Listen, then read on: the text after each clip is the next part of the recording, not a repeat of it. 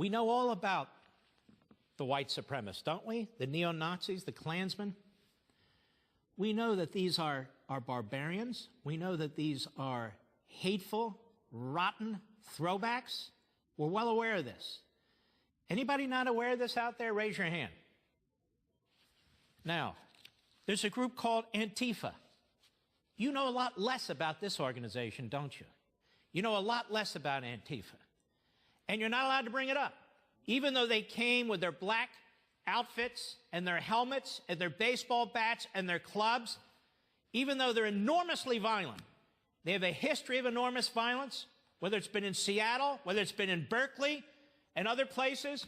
Black Lives Matter, while they claim to be nonviolent in some respects, they were there too, enormously violent, but for some reason, the media, most of whom were not in Charlottesville, Virginia, most of the commentators on CNN and MSNBC and all the rest of them who were not in Charlottesville, ignore reporters who were in Charlottesville, including a reporter for the New York Times that said this Antifa movement was enormously violent.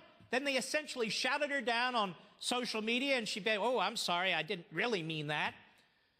We had other people with their own iPhones and so forth, showing us what took place. This is the great thing about modern technology, quite frankly, and the internet. There are very negative things too, but this is one of the great things. But you wouldn't know it.